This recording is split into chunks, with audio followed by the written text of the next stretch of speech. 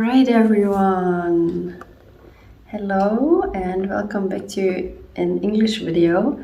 I will be uploading English and German videos from now on. So this English video is actually going to be about a topic that I spoke about in German, and it's going to be spirituality and the inner child. So what I have really experienced with this topic of spirituality and the inner child is that these two are deeply interwoven. And what I mean by that is that, you know, if you're watching this video, you're probably on a spiritual quest, on a spiritual seeking journey to with the intention to evolve spiritually and to grow spiritually and to explore your spiritual nature more deeply.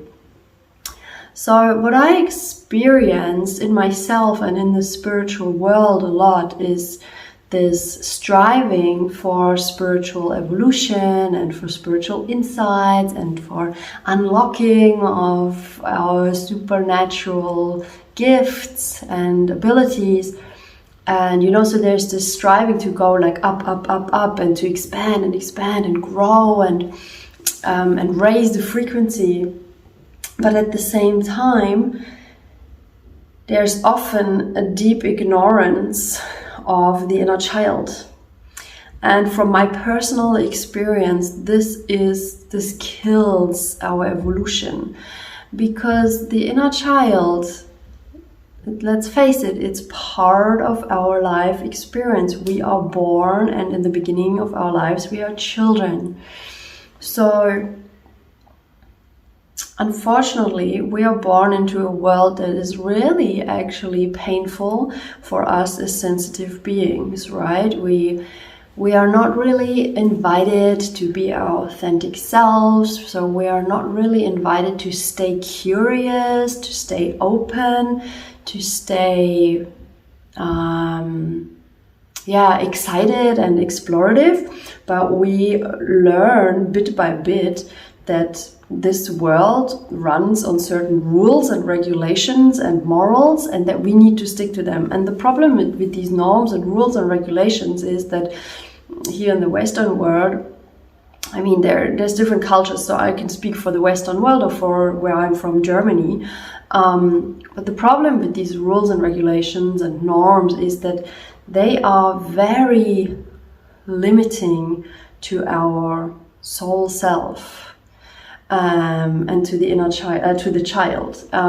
They are very ignorant of our inherent intelligence and of our body's wisdom, as well as of our human needs, like actual human needs, such as authenticity, connection, a feeling of belonging, a feeling of safety, of especially emotional safety, and physical safety. But what I mean with this safety is really more the feeling of feeling safe to be oneself, one's true authentic self.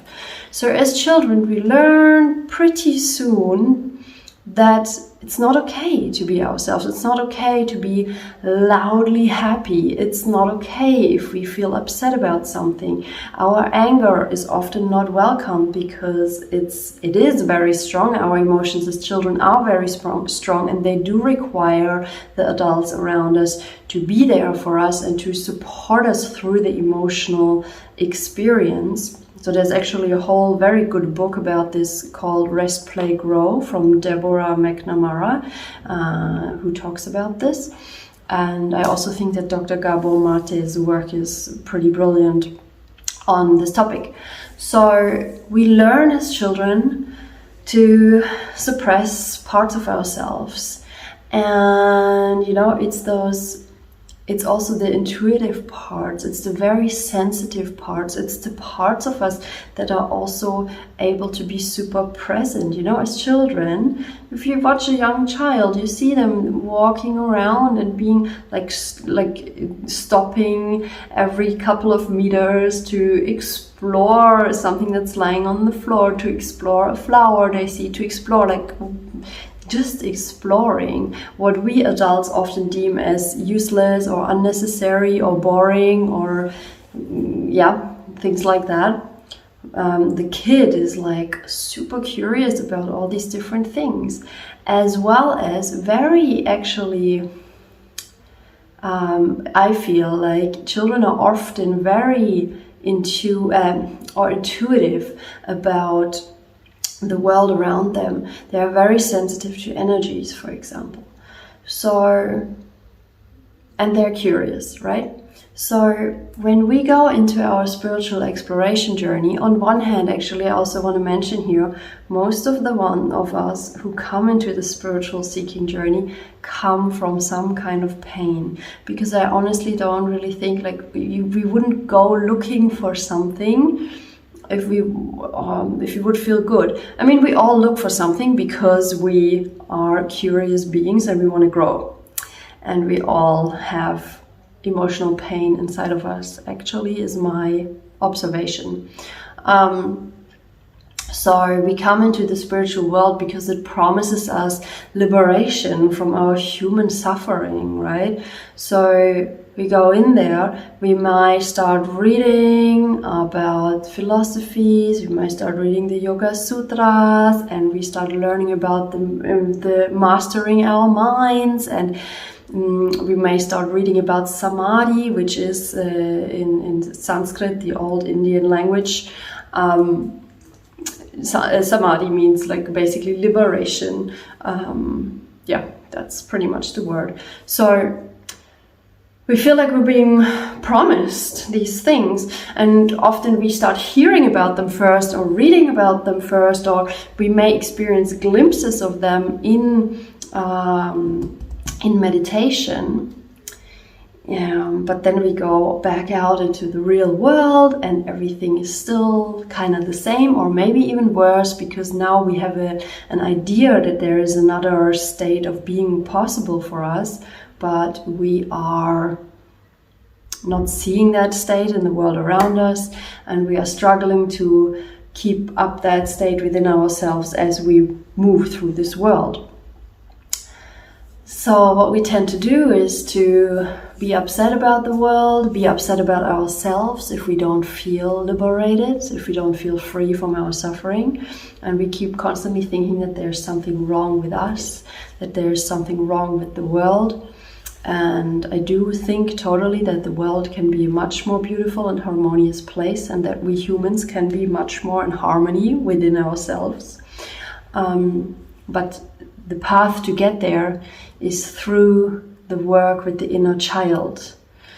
If we do not take the inner child on board and the wisdom of this inner child, the wisdom is curiosity, is openness, is gentleness, is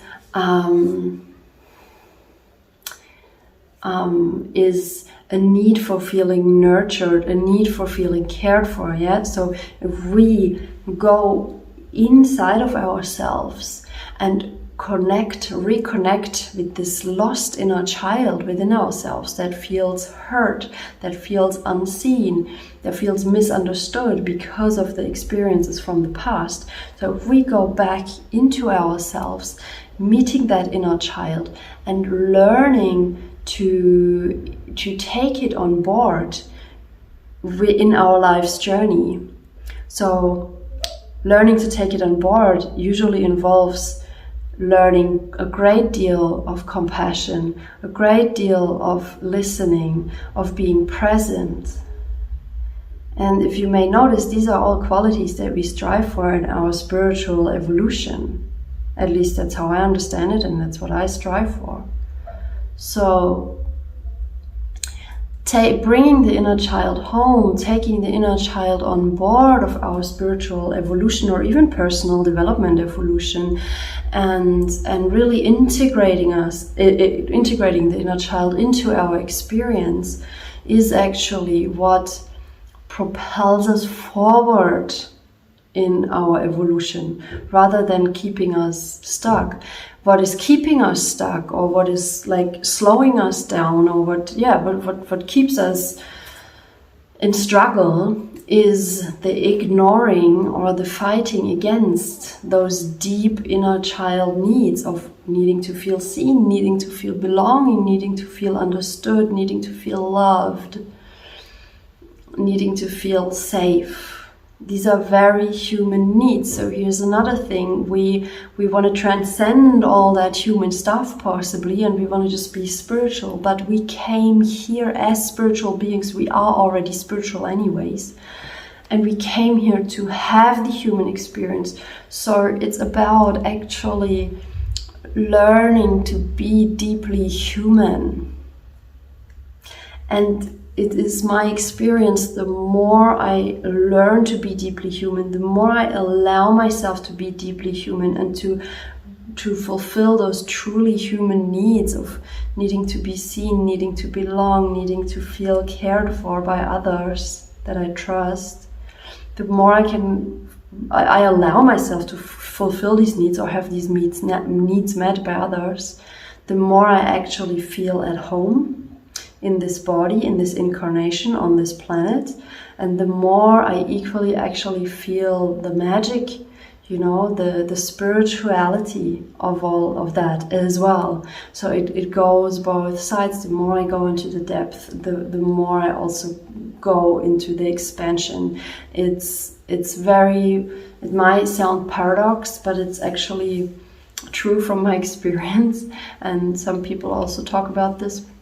So it's actually really beautiful. And so this is why inner child work is so necessary in our evolution, even if you're not spiritually interested, even if it's just personal development, it's the same. And this is what I offer in my work. I do work with the inner child. We work psychosomatically, so feeling into the body, working with the body to integrate those lost parts of ourselves and to release, or so that they can be released. Well, release is not really the right word, but to integrate those lost parts of ourselves so that we may be released of our suffering. That's a better, nicer way to say it. So I hope this video was helpful. If you would like to be supported on such a journey with this work, you can check out my website for more information. You can also contact me to book a free call to just get to know each other and see if we're a fit, see if my work is useful for you. And I'm looking very much forward to hear from you, and I wish you a beautiful day. Namaste.